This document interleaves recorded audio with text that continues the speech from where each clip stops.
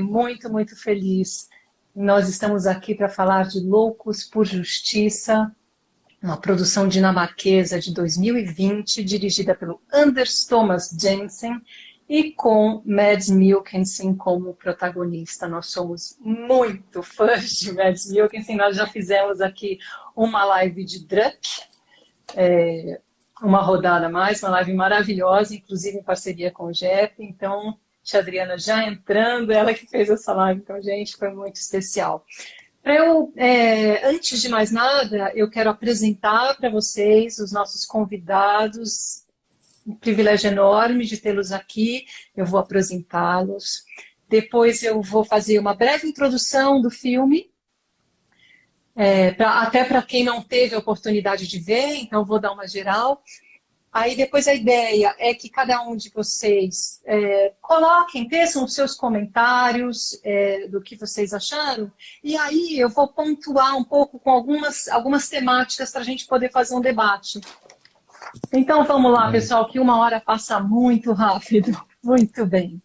Olha só, os nossos convidados. Luciana Sadi, psicanalista e escritora, membro efetivo e docente da Sociedade Brasileira de Psicanálise de São Paulo, mestre em Psicologia pela PUC São Paulo, fundadora do grupo Corpo e Cultura, representante brasileira do movimento global Endangered Bodies, coordenadora do Programa de Cinema e Psicanálise da Diretoria de Cultura e Comunidade da SBPSP, em parceria com o MIS e a Folha de São Paulo. Que maravilha, que maravilha, muito incrível. Giovanni Bellintani, graduado em Ciência da Computação e Psicologia, pós-graduado em Psicoterapias de Orientação Psicanalítica, membro associado da Sociedade Brasileira de Psicanálise de São Paulo e do Grupo de Estudos de Psicanálise de São José do Rio Preto e região, o GEP. Muito bem, muito bem. Boa noite a todos, para quem está chegando. Vamos lá. Loucos por Justiça. Começa com uma cadeia de eventos às vésperas do Natal. Uma garota pede ao avô uma bicicleta azul de presente. O vendedor, metido com o crime, faz a encomenda. Os ladrões roubam a bicicleta azul da adolescente Matilde, que por isso precisa que a mãe a leve para a escola. Só que o carro não pega. Nessa mesma hora, a mãe recebe a ligação do pai, do marido, né? Do pai da Matilde, o Marcos, que é o Mads Mikkelsen, que está muito longe, ele é militar, ele está no front. E ele avisa que ele não vai conseguir chegar nos próximos 3 meses. Aquilo deixa ela muito chateada. E ela faz o seguinte, quer saber? A gente já está atrasada para essa escola, hoje a gente vai tirar o dia, nós duas.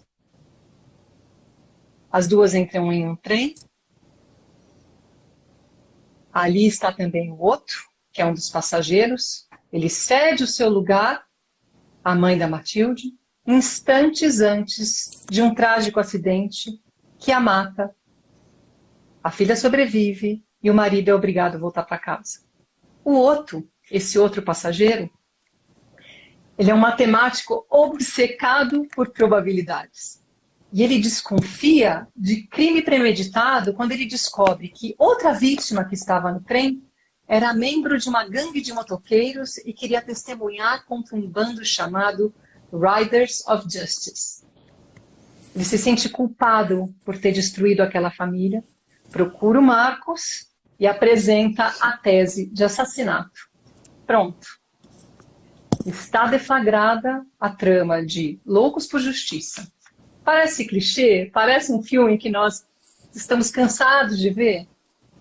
Sim, parece. Mas por que a gente trouxe esse filme para esse debate, para essa discussão? Porque o diretor dinamarquês Anders Thomas Jensen e o seu parceiro de roteiro, o Nicolas Jarcel, eles cometem o disparate de inovar o gênero como história de paternidade, luto, amizade e acaso. E tudo isso por conta de protagonistas e coadjuvantes que são esculpidos à perfeição. É difícil a gente ver tantos personagens tão bem cuidados. A começar por Marcos, claro, Mads Mikkelsen, que é um barril de pólvora, fechado em si mesmo, pragmático, incapaz de lidar com a perda da esposa, sem noção no trato com a filha e principalmente com o namorado dela. A esse conturbado cenário caseiro somam-se o Otto, mais 2 amigos, o também matemático Leonard e o hacker Emmentaler, que transformam um celeiro anexo à casa do Marcos no QG do plano de vingança. A filha observa tudo aquilo e acredita que eles são os terapeutas do pai, porque foi indicado eles fazerem terapia, e ela falou, pô, então eles se apresentam como terapeutas porque eles não podem contar qual é o verdadeiro intento daquela conjectura naquele celeiro. Como 3 patetas tragicômicos, a trupe desajustada quebra a rigidez do militar e injeta humor na caça ao Riders of Justice. Em uma das ações, eles resgatam um garoto de programa ucraniano, dono de uma vida muito pancada. Cada um deles é o que é, por motivos que vêm à tona num enredo sem alardes, de forma muito sutil, mas todos motivos graves e traumáticos. É uma improvável e autêntica família disfuncional que se ergue diante do espectador. Mais alto lá, porque Loucos por Justiça é um thriller de ação. Não faltam tiroteios, perseguições, pancadaria e, sim, derramamento de sangue. É claro que a gente coloca o Mads Mikkelsen no Olimpo e a gente vai falar de algumas cenas que realmente são avassaladoras, mas é até injusto, porque é uma sintonia tão grande do elenco que o certo seria a gente citar cada um. A resposta para a teoria conspiratória de assassinato do Otto vem de forma inusitada, quase corriqueira, num bate-papo. Assim como tudo mais nessa pérola do cinema dinamarquês. Agora eu abro para ouvir um pouquinho das impressões de vocês, começar pela Luciana, e aí a gente faz essa pontuação e abre para o debate. Então agora eu passo a palavra para vocês. Bom, boa noite a todos. É um prazer estar aqui com vocês, Giovanni, que a gente já se conhece, né? Giovanni está aqui com você também, porque é muito bom conversar sobre cinema. E ainda mais quando o filme é muito bom. E eu acho esse filme excelente. A terceira vez que eu vi, já estava achando ele quase perfeito, assim. O filme é muito bom, os atores estão muito bem também na trama. Agora, a minha interpretação do filme é uma leitura. Eu acho a leitura que você fez é uma leitura muito plausível. Também é a minha leitura. Mas eu segui um outro caminho. Eu acho que quando o filme é bom, ele comporta muitas leituras diferentes. Então, eu vou dar aqui... Eu não quero falar por muito tempo, porque eu quero debater, mas eu vou falar um pouco da minha leitura do filme, né? Bom, tudo começa com essa cena natalina, pueril, e parece que vai se tornando... Tem uma cara de conto de fada, aquela cidadezinha com a neve, né? Mas, aos poucos, o filme vai se tornando uma espécie de conto de vingança e redenção, né? Tem uma necessidade de resgate e salvação dos personagens. E o que eu acho que primeiro chama a atenção é que os personagens da matemática, né, que representam a matemática e a estatística, eles querem pôr ordem no mundo. E eles vão procurar uma justiça justa, né, onde os maus são punidos, onde o bem salva. Eles precisam dessa ordem no mundo e a justiça, a sede de justiça, ou loucos por justiça, vem daí. Então, seria um mundo controlado. E o descontrole para eles é o caos. O que é o caos? O acaso. Nesse tipo de lógica de pensamento, o acaso aumenta muito a sensação de desamparo do homem. Afinal, todos nós vivemos sem proteção, a gente não sabe nada do que vai acontecer, não tem controle de nada. Você pode sentar um dia, um gentil cavalheiro te dá um lugar no trem e num acidente você que morre e ele que sobrevive. Eu acho que isso é impensável. Por isso que eu acho que começa a entrar a proteção, a matemática, a estatística, os controles, o algoritmo, as informações precisas versus o aleatório. O controle como conhecimento, né? O conhecimento como controle, como uma defesa contra esse desamparo. Muitos de vocês não viram o filme, eu vou dar um spoiler aqui, mas o personagem estatístico, ele sofreu um acidente. Ele perdeu uma filha, ele estava guiando o carro, ele bebeu, ele parece que era um alcoolista, bate o carro e a filha dele morre. Então, eu acho que como defesa, ele precisa encontrar um jeito de se desculpar. E a estatística passa a ser, entre as fantasias de desculpa, digamos assim, uma forma de se desculpar, porque quantas pessoas alcoolizadas podem bater o carro numa árvore e morrer seu filho? Isso daí não tem nada a ver comigo, porque isso já estava escrito. Ou qualquer uma dessas teorias que aliviem a culpa e aliviem o desamparo, né? Primeira leitura que eu fiz. Então, a gente precisa encontrar um culpado, porque o culpado, ele, de certa forma, dá ordem ao caos. Então, o filme traz também um sistema paranoico de pensamento. E o sistema paranoico começa a explicar o que não tem explicação, que é o acaso, o acidente. A própria filha, né, Matilde, ela faz uma linha do tempo porque ela precisa entender, porque é muito difícil eu aceitar aquilo que a gente não entende. E ela precisa entender para poder aceitar a morte da mãe dela. E está sendo muito penoso para ela, ela era muito próxima da mãe. Então, você precisa entender e precisa encontrar um culpado. O culpado é o velho motivo dos bodes expiatórios, que vem desde a nossa 3.000 anos antes de Cristo. A gente já estava procurando um bode expiatório, porque se você pega o bode expiatório, se você tem justiça, e no caso é vingança, você põe ordem nesse caos.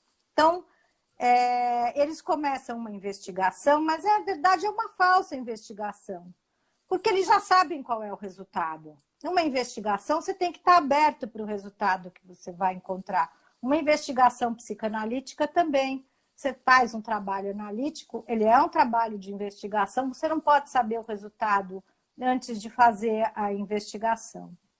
Eles já sabem qual é o resultado, eles precisam encontrar um culpado, e aí eles vão adaptando a lógica deles ao suposto culpado que eles encontram para confirmar que eles estavam certos e que aquilo lá não foi ao acaso, era um atentado terrorista, tinha um objetivo, né? Tinha um objetivo comum, e eles entram numa espécie de paixão por acusar, e aqui a razão é usada para provar essa paixão de acusar, uma paixão acusatória. Acho que essa é a segunda ideia que o filme me trouxe. Uma outra característica do filme é que eu acho que ele traz faz a gente pensar numa espécie de regime do pensamento do mundo e do regime do pensamento dos homens hoje em dia. E que regime é esse? É um regime com características muito autoritárias, né? É um regime rígido e de enunciados imediatos, com características do mundo virtual. No mundo virtual, os personagens do filme, eles funcionam como se fosse o mundo virtual. Eles fazem cancelamento imediatamente, eles já encontram um culpado imediatamente também, né? Eles são caricaturas muito bem montadas, mas ainda assim são caricaturas de personagens, porque cada um tem uma identidade muito marcada, não a Matilde. A Matilde é um personagem que foge da caricatura, mas os outros personagens não. E eu não tenho nada contra a caricatura, porque eu acho que é assim que ele vai montando esse regime de pensamento do mundo e do homem contemporâneo. Ele lembra o filme, às vezes, um pouco, uns traços do Bacurau, que tem aquela invasão do cinema americano com todos aqueles chavões, né? Esse filme, ele também joga com esses chavões do cinema americano. Tem o bem, tem o mal, a família que é atacada, a vingança. Só que o filme ele impõe uma ironia o tempo todo. Ele faz duvidar da vingança. Ele faz a gente rir desse projeto. Então, ao mesmo tempo que ele apresenta essa forma, como eu disse, de enunciados rígidos, de cancelamento, de certeza absoluta, dessa incapacidade de investigar, né? E tem esses personagens que se comportam também como se fossem algoritmos, né? Eles têm um comportamento que não é exatamente o comportamento complexo dos humanos fora das redes virtuais. O filme traz para a gente um questionamento exatamente sobre isso. Então, ele coloca a gente em dois sistemas. Num, a gente acredita completamente na história. E no outro, a gente está duvidando, como pessoas pensantes, desse regime raso de pensamento que o filme vai apresentando. Também não acho que o filme só apresenta um regime raso de pensamento. Ele também, numa camada, ele apresenta um regime raso de pensamento. Noutra camada, ele está falando sobre elaboração de perdas e culpas. Em outra camada, ele está apresentando sofrimentos muito reais e difíceis de serem colocados. É que eu aqui escolhi uma camada mais para poder falar. Eu acho que a graça do filme é que ele traz todas essas camadas ao mesmo tempo. Eu estou só puxando aqui uma camada que me chamou a atenção, né? E o que ele vai fazer é que uma questão complexa, no mundo virtual, uma questão ultra complexa, em geral ela é resolvida de forma simples. Ah, são os comunistas. Ah, é a corrupção. Ah, é o Bolsonaro. Ah, é o Lula. Tem uma palavra de ordem que resolve problemas extremamente complexos, né? E o filme, quando encontra o culpado, faz, né, o sistema de encontrar o culpado é o mesmo. Esse sistema o filme vai apresentando, né?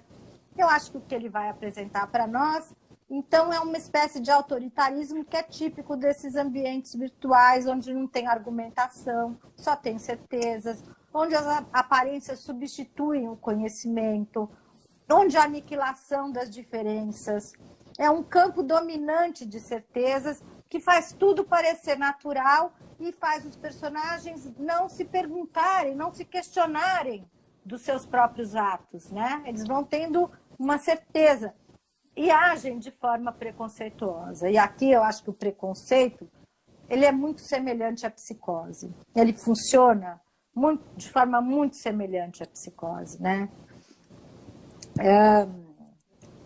Acho que, por último, antes de passar a palavra, porque a ideia aqui é conversar, não é falar muito, né?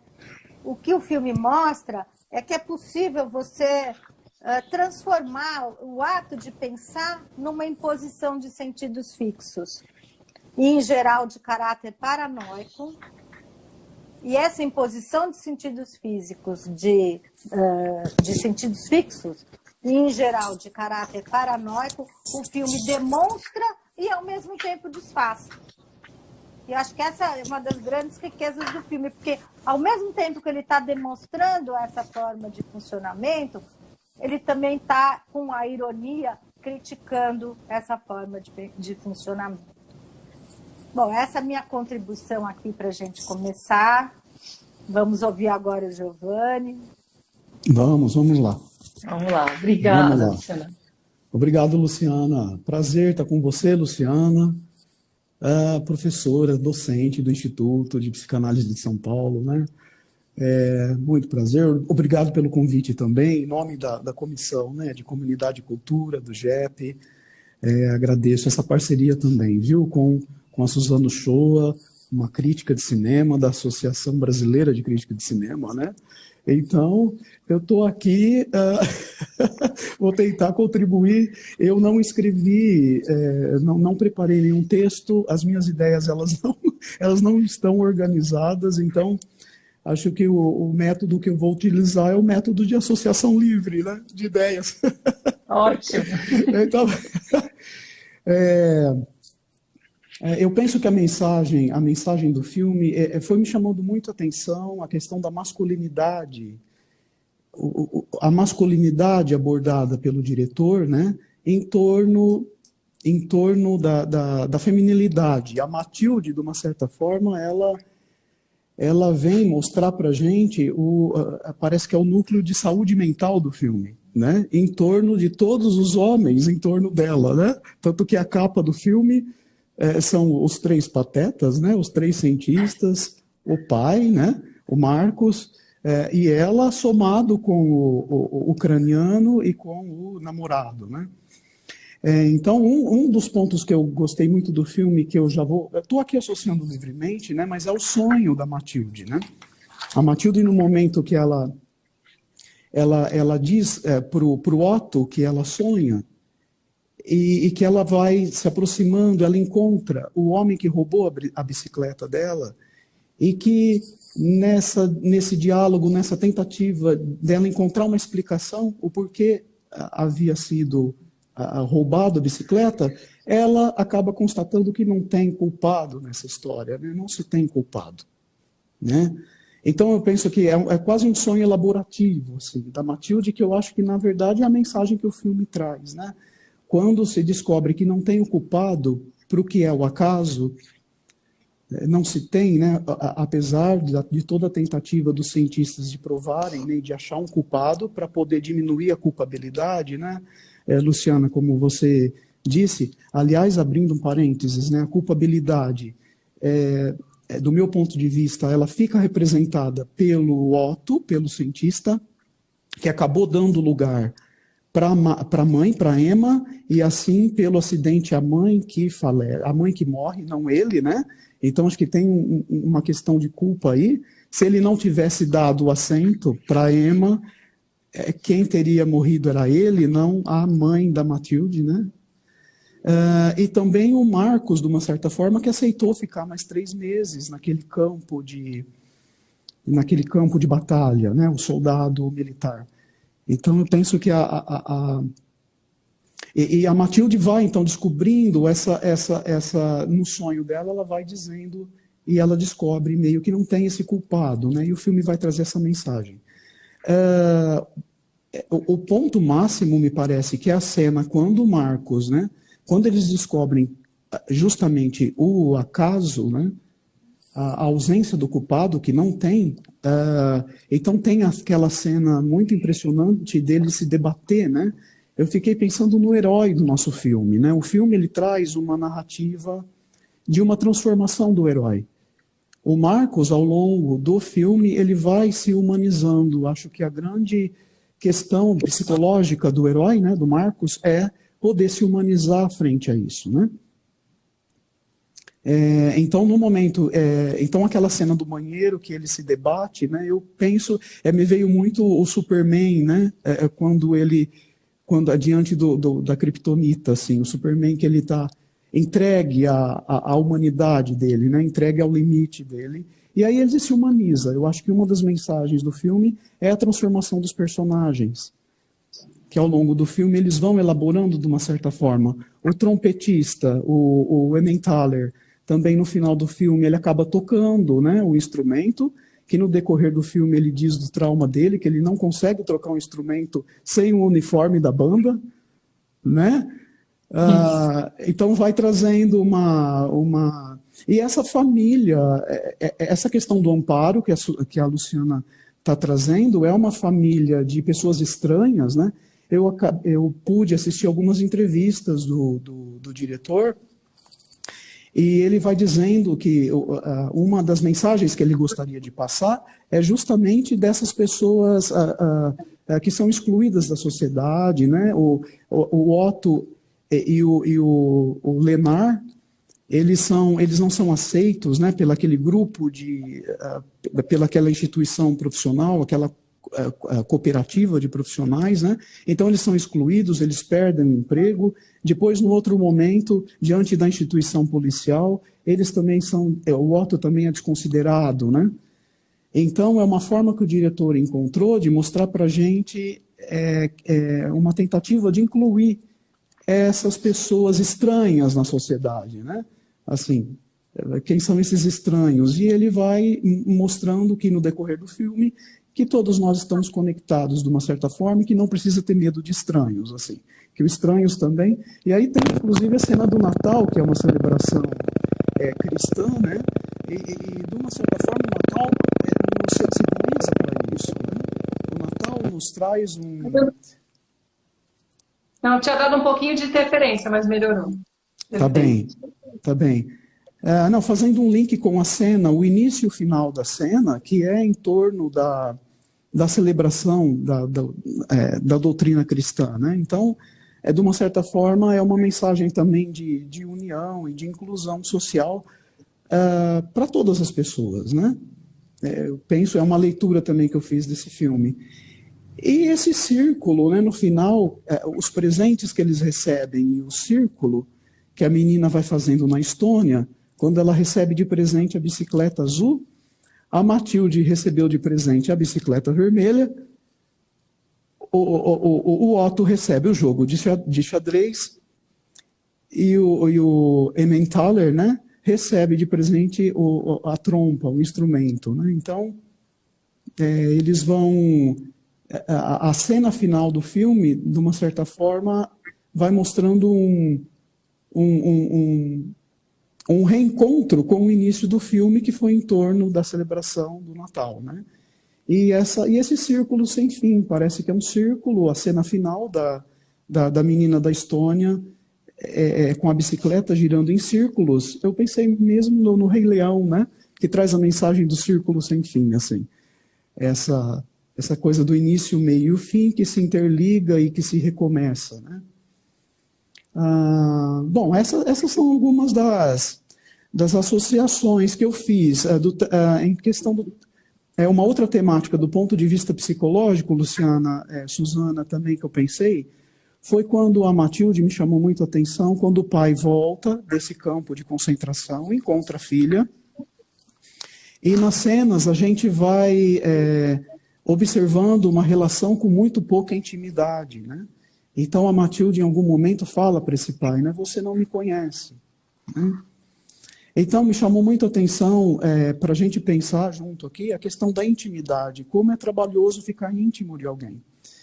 Então o filme também traz isso, né? Apesar de ser uma relação do pai com a filha, mas como eles eram muito pouco íntimos um ao outro, né?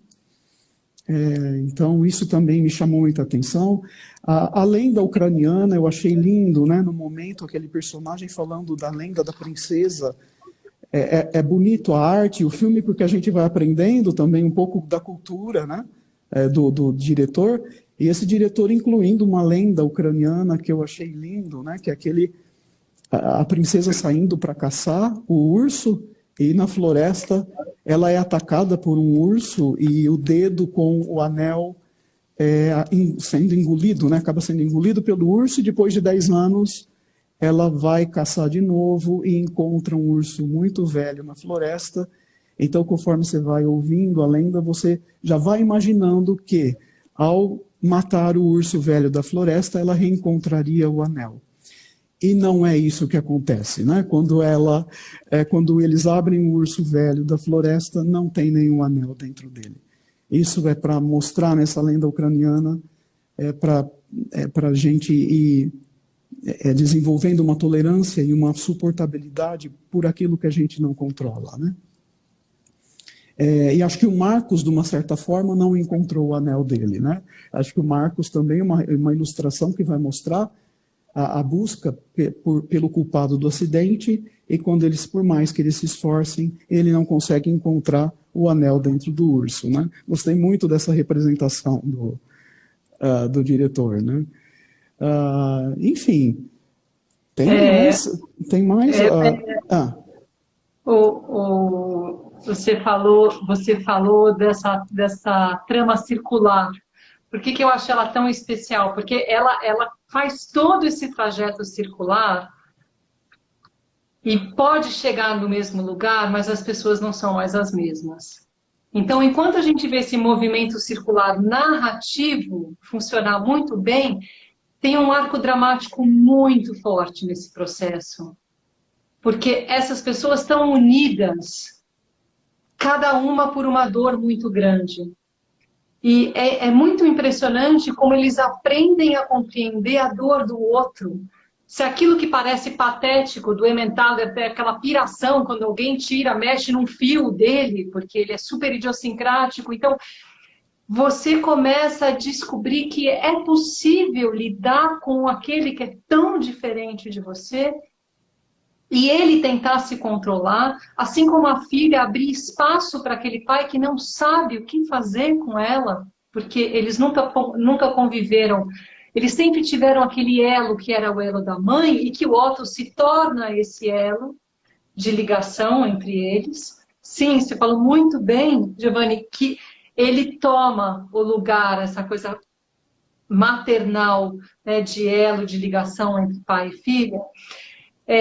E eu acho que aquela cena que você comenta no banheiro, que é avassaladora, é quando ele não tem mais para onde fugir.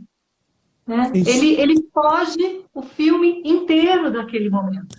Ele isso. sabe que uma hora ele ia chegar, mas ele custa a deixar aquele momento acontecer. E o Mads precisa ser um grande ator para fazer aquilo, e o Mads Mikkelsen, ele mantém aquela... Ele é pragmático, ele é frio, eu acho que a gente tem que falar também da religiosidade, porque a filha, ela busca a espiritualidade para tornar a dor mais suportável. Ela precisa de uma luz. É muito difícil para ela entender o fim, a morte, como algo definitivo. É muito Sim, duro para ela. Ela não está preparada para sim, ver dessa sim. forma e ela precisa da religião. Já o pai é completamente... Ele rejeita essa tese. Acabou, ele explica para ela, conta 500 carneirinhos e dorme. Ele não tem conforto, ele não consegue. Por quê? Porque a vida na guerra fez ele assim. O que é muito interessante. Ele aprendeu a se fechar para a dor, porque senão ele não sobrevive no campo. Ele não sobrevive como militar. Isso. Então, ele é um homem muito, muito calejado pela vida, como todos eles. Como o Leonard foi abusado a vida inteira, naquela cena que também acaba comigo, que ele foge do carro e está pronto para um abuso, pelo amor de Deus, faz o que quiser. É muito interessante como eles são crianças, como a criança brota, jorra de dentro deles, daí eles conseguirem essa aproximação com a Matilde. Porque eles têm essa criança muito forte e muita coisa indefinida dentro deles também.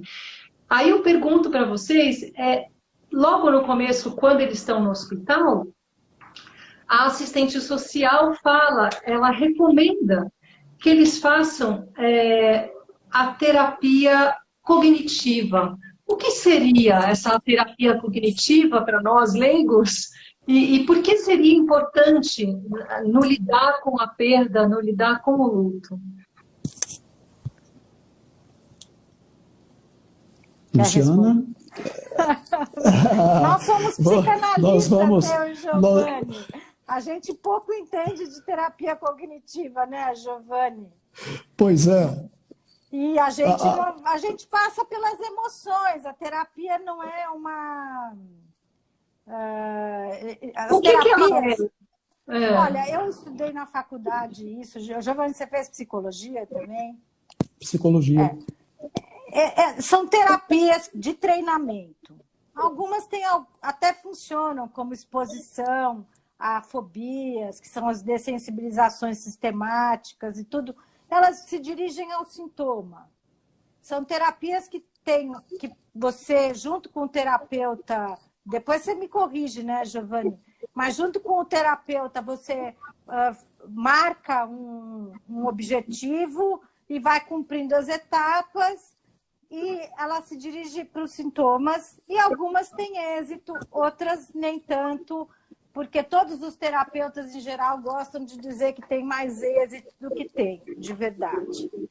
Essa é uma verdade que também para nós, psicanalistas, tem êxito para aquelas dores, né? Mas não quer dizer que tenha muito mais êxito também. Ela é muito recomendada nos ambientes hospitalares, onde tem, ou nos ambientes... Opa, travar um pouquinho. Voltou? Travou um pouquinho. Alô, vamos ver se ela volta. Voltei? Voltei? O meu travou, Suzana? Voltou. Voltou. Sim, sim. Eu voltei também?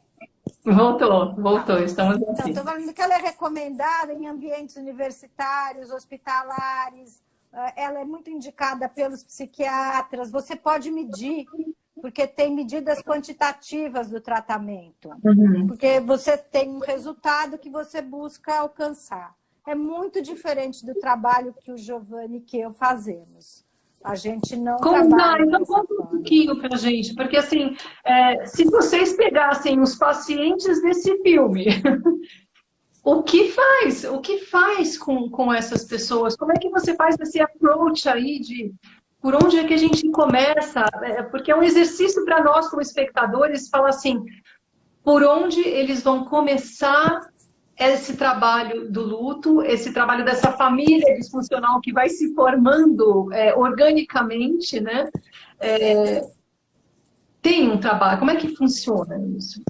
Eu indicaria o Marcos para Luciana e eu fico com a Matilde. Que eu aguento o tranco, né? Isso. Obrigada, Giovanni. Olha, voltando para o filme, a assistente social fala das 4 fases do luto, né? Choque, negação, raiva e aceitação, né? Nem sempre é nesse arco. Primeira coisa, muitas vezes não é assim.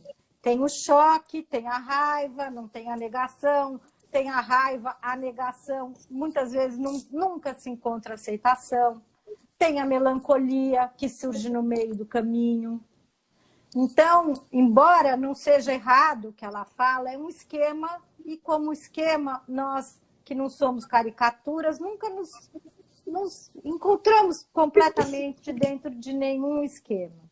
Como a gente começa um pouco como Freud começava. Comece por onde você quiser. Fale tudo que vier à sua cabeça. Eu estou aqui para ouvir tudo e para ouvir até o que você não vai falar. É assim que começa, em vez de traçar um objetivo. Entendeu? Porque quando você traça um objetivo, do meu modo de... Não estou dizendo que as pessoas não se beneficiem dessas terapias. Eu acho que elas se beneficiam.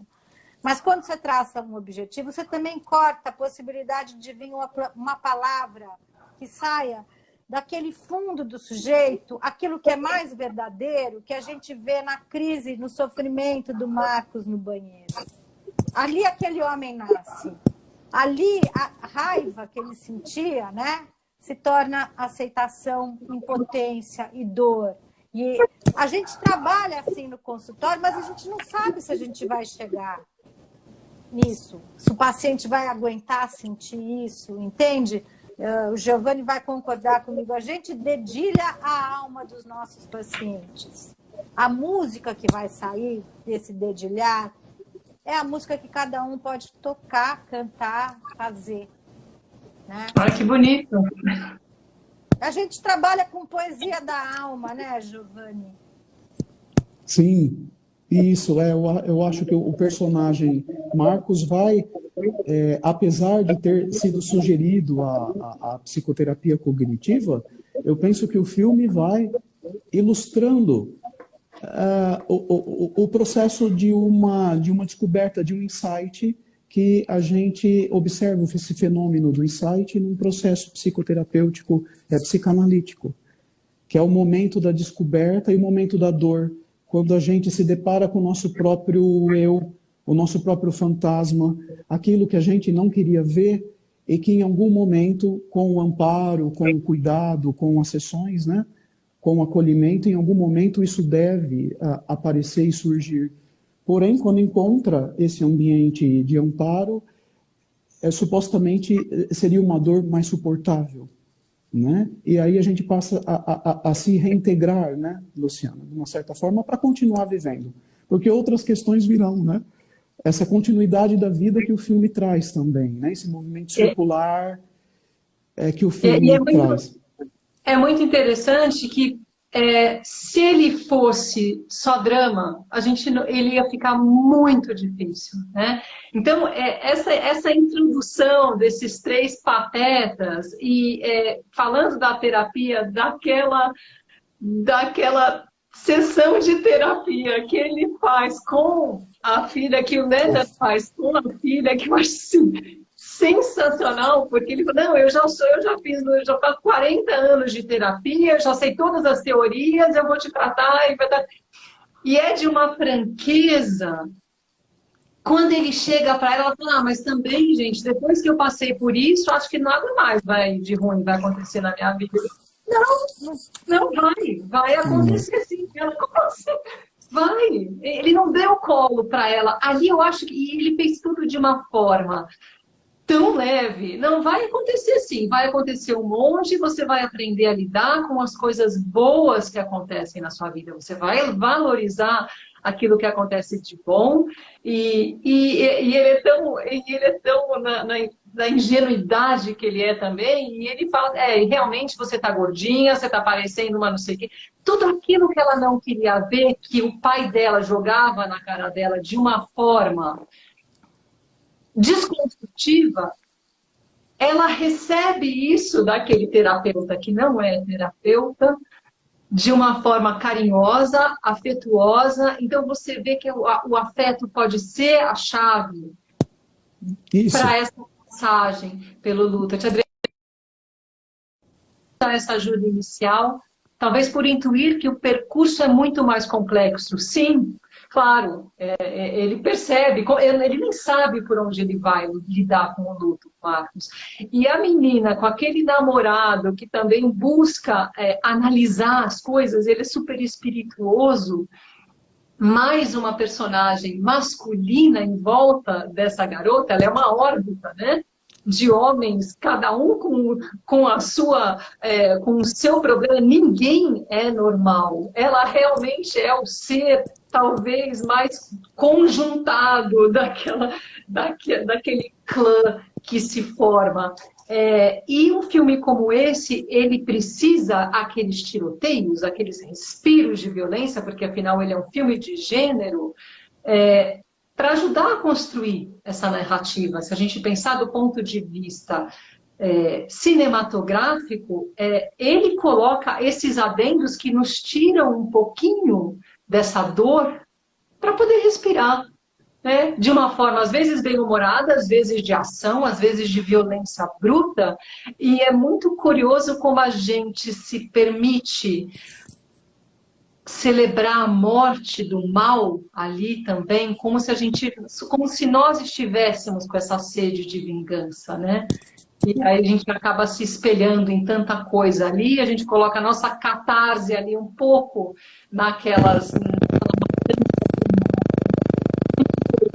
Às vezes a gente não se dá conta, né? Quando a gente está assistindo, uma olhada ao filme e fala assim, opa, isso aqui não está aqui por acaso. Aquele garoto, aquele ucraniano não foi resgatado por acaso, porque ele é uma figura feminina também. O que ele faz com ela naquela cena em que ele prepara ela para ir para a escola, calma, você precisa ir um pouquinho mais bonita, ele pega o crucifixo dele e coloca o colar nela. É tão bonita aquela aproximação no universo feminino que a gente respira um pouco também. Isso eu falo pela parte cinematográfica, porque é assim que a gente consegue chegar àquele final e aí respirar junto com eles, né? Naquela árvore de Natal. Isso. Em relação ao gênero, aos gêneros do filme, né? Por trás daquelas cenas de ação e de drama, tem o bom humor, né, do diretor.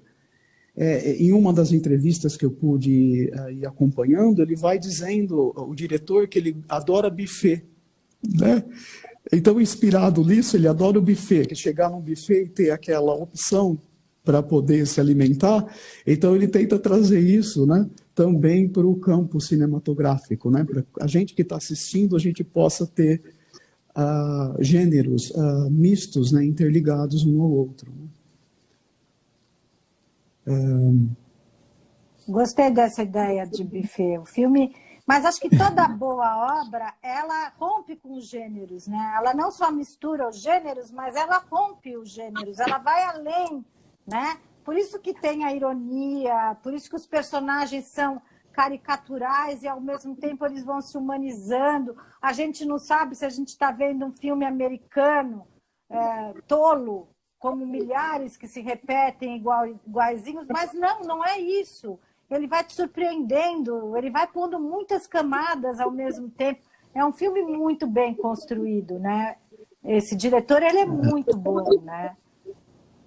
Em relação, eu pude ler também a cena do banheiro, né? Tem algumas curiosidades. Em alguns sites a gente acaba tendo algumas curiosidades. Então, o Marcos, o Mads Mikkelsen, né? Mikkelsen, ele escolheu não ter o dublê. Então, no momento da filmagem, apesar de ter o dublê na cena, ele mesmo que bate a cabeça contra o espelho, né? Então tem essa curiosidade. E no momento em que ele se debruça no toalheiro, aquele toalheiro deveria sair da parede. Então a gente observa, mas não sai. Então esse foi foi uma surpresa. Ele ficou tentando tirar e puxar, mas o toalheiro não saiu. Então são detalhes que a gente também vai encontrando aí nas... ele teve que convencer a seguradora, né, do filme a deixá-lo fazer a sequência. Porque você imagina um astro do calibre dele estourar a testa no espelho, né? Então, assim, é toda uma negociação de bastidores, mas é aquela coisa do ator precisar viver o momento. Porque imagina se ele não fizesse aquela sequência e entrasse já jogado na banheira ali. É como a gente vê o Jack Nicholson se preparando para fazer a cena do Machado no Iluminado. Ele precisa entrar no transe do personagem. Porque o Mads Mikkelsen também, ele faz ele entra naquele jogo, naquela mise-en-scène, que é aquele banheiro destruidor, para ter esse momento catástico. E a gente vai com ele em cada pancada que ele leva. Cada tapa na cara daqueles objetos que ele leva. É muito doído aquilo. É assim, ele expõe aquele homem enorme, sei lá, muito bem definido, ele se desconstrói inteiro naquela cena. Ele vira um caco. Isso é um trabalho de análise, viu, Suzana?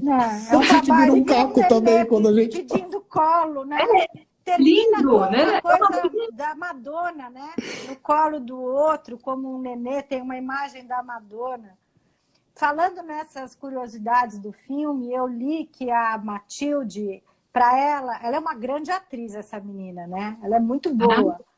Ela nunca tinha perdido ninguém na vida. Então ela pediu para a mãe escrever uma carta de despedida para ela. Para ela entender um pouco como era perder a mãe. E antes dela entrar em cena, ela lia a carta. Toda vez que ela ia atuar, ela lia a carta. Para poder ter alguma coisa no interior dela que pudesse puxar para o personagem, né? Porque você não tira essas coisas do nada, obviamente. E uma outra coisa que eu achei interessante, ela falou que foi muito difícil atuar com o Marcos, né? Esqueci o Mikkelsen, porque o personagem dele era muito frio, ele não dava nenhuma resposta para ela, como atriz. Então, ela tinha que fazer tudo sozinha, porque ela estava contracenando com um personagem frio, ausente e distante. E toda a carga emocional ficava na personagem dela. Então, eu também li isso, achei interessante, né? Porque acho que o Giovanni sabe, quando a gente está trabalhando com... É muito difícil eu aceitar perdas na vida, né, Giovanni? As pessoas veem, elas evitam muito sofrimento, todo mundo evita, ninguém quer sentir dor, obviamente, né? Então, todo esse trabalho da frieza, da distância... o Freud chamava de trabalho do luto, porque precisa ter muito trabalho para entrar no luto. E o luto dá muito trabalho, porque isso que a gente vê o personagem Marcos fazer, os nossos pacientes fazem muitas vezes. Não é a primeira vez, não é uma vez, né? O filme condensa, obviamente, é cinema, condensa, né? Mas na prática, na vida, são anos em que você vai e volta, dependendo do tipo de perda e da tolerância à dor.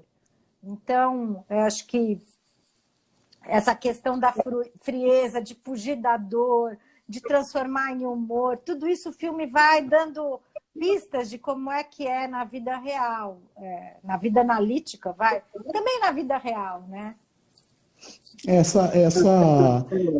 A perda da inocência, né, Luciana? Fiquei pensando na perda da inocência, quando o Marcos a Matilde vai perguntando para ele, né, da existência de Deus, tem a cena da religião, depois eu fui entendendo que o diretor também, ele fala do ateísmo, né, do ATI, que ele é ateu, então é meio que autobiográfico também esse momento do filme, né, e essa perda, né, o Marcos fala, eu também acreditava em Papai Noel, então em algum momento a gente tem que suportar, abrir mão da fantasia e encarar a vida nua e crua, né? A vida como ela é, assim. Então tem essa mensagem no filme, porém o diretor me parece que mostrando para a gente que uma forma da gente suportar a vida, a existência, é estar próximos de pessoas que a gente gosta. Sim. Não é? O que dizer daquele painel, né, da Matilde, que ela vai ter que desconstruir aquele painel de stickers do roteiro da perda dela, e quando o outro vê aquele painel e fala assim, então, onde eu me encaixo nesse painel? Eu me encaixo aqui, só que esse papelzinho aqui depende disso, disso, disso, disso, disso, disso, disso. É infinito. Exato. Então, até para a gente já entrar para o nosso fechamento, quando a gente se dá conta de que tem certas coisas que a gente não tem como mudar, e aquilo que ele fala para ela, você pode procurar todas as conjunturas possíveis para explicar o que aconteceu. Você pode ficar buscando, não vai mudar. Exato. Essa é uma realidade com a qual você vai ter que lidar. É tão bonita, tem uma frase do Buda aqui, que é muito emocionante, que ele fala, em nossas vidas a mudança é inevitável, a perda é inevitável, a felicidade reside na nossa adaptabilidade em sobreviver a tudo que é ruim. Isso é muito lindo e é muito desafiador. Assim, você não tem escolha a não ser seguir em frente e, como ele diz naquela sessão de terapia, ver felicidade nos momentos bons, né? É muito profundo, um filme de máfia. Essa cena da Matilde com o Otto no quarto dela, né, com os stickers, eu achei muito bonito a expressão de felicidade do Otto, porque a Matilde vai ajudando o Otto a elaborar o conflito dele. Ela vai dizendo para ele, mas não tem culpado, né? A impressão que eu tive é que ele vai lembrando do acidente dele também, que ele também se culpava pelo acidente que teve contra o poste, se eu não me engano, que ele fica com o braço atrofiado e que a filha morre, né? E conforme a Matilde naquela cena, vai dizendo para ele, eu tive a impressão da Matilde ajudando ele a se tranquilizar com o próprio acaso dele, né? É muito bonita a cena. É lindo. Muito bonito. É muito lindo mesmo. E tem outra frase para a gente fechar, do Alexandre Vlahuta, um escritor romeno, que ele fala, a sorte é um acaso e a felicidade é uma vocação. É um exercício diário, né, que a gente precisa fazer para entender que aquilo que acontece não da maneira como a gente quer, se a gente quiser ser feliz, a gente tem que ter vocação para a felicidade, a gente tem que realmente se dispor, né, a ela diante da vida que, né, nem sempre não, nunca quase nunca. É fácil. Eu tenho uma frase do Freud que eu gosto muito. Ele diz o seguinte, se tu queres viver bem, prepara-te para a morte. Eu acho poética, muito curta, condensada, mas traz toda uma sabedoria importante para a gente, né? Agora, o que prepara a gente para a morte são as inúmeras perdas que a gente vai passando no decorrer da vida. A vida também é uma história de perdas, embora haja ganhos, né, nesse percurso.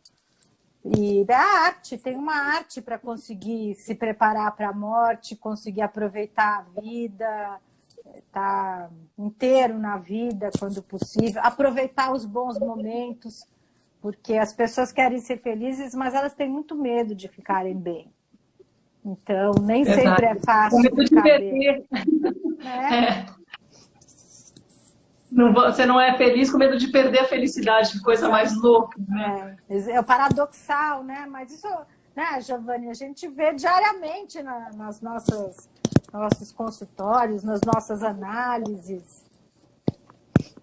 Então, antes de dizer, eu vou passar a palavra para vocês fazerem os seus fechamentos antes de dar a boa noite aí para todo mundo. Vamos lá. Tá bem. Eu quero agradecer mais uma vez, Suzana, viu? A nossa parceria, o que ver, né? Streaming com o JEP Rio Preto e região.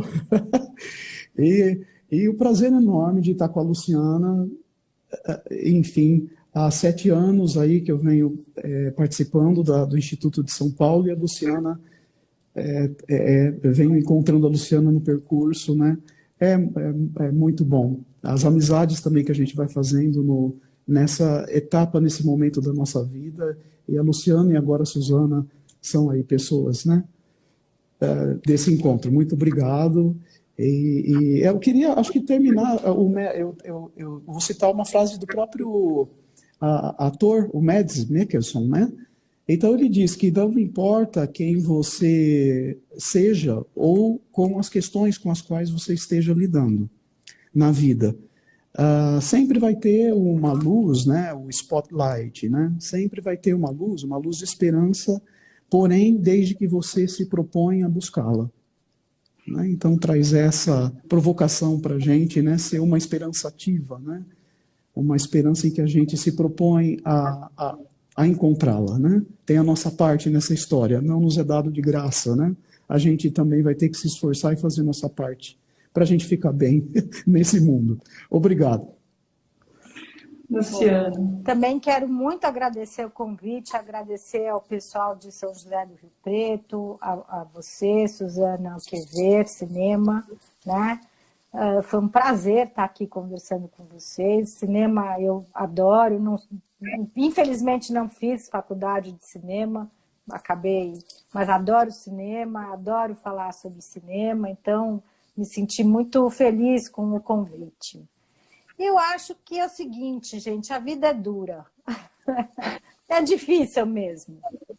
A vida é difícil. Não é para qualquer um, de certa forma, mas é para todo mundo, né?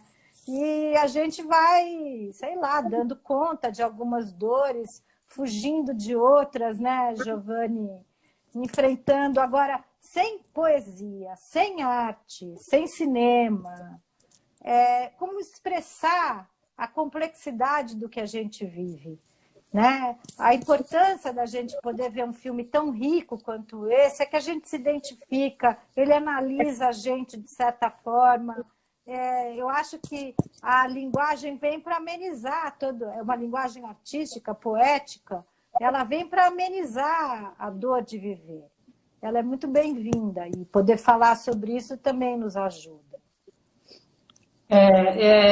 Eu quero agradecer porque para mim é um privilégio. Eu aprendo a cada live que a gente faz com vocês trazem para mim um conhecimento que eu não tenho, então realmente eu me vejo muito privilegiada nesses encontros. Só posso agradecer ao JEP que deu essa chance para a gente fazer essa parceria que para mim está sendo tão bonita, tão frutífera. E Luciana, já te observava de longe, já era sua fã de longe ali, dos projetos do MIS. Então, realmente, para mim, hoje eu estou me sentindo muito, muito honrada. Eu quero agradecer muito e que a gente feche o ano, sim, com essa mensagem de esperança, que é um filme natalino, no fim das contas, né? Que termina com uma mensagem, com um olhar para o bem. e que a gente possa fazer novos encontros, pensar em filmes, outros tantos que a gente pode debater um pouco de vida e eu posso aprender mais um pouquinho com vocês. Então, agradeço muito e agradeço a todas as pessoas que estão aqui nos acompanhando. A live vai estar salva aqui no Que Ver. Vou colocar no YouTube também, para quem perdeu, para quem quiser rever. Muita coisa boa, gente. Agradeço demais, demais. Boa noite para todo mundo e fiquem com Deus.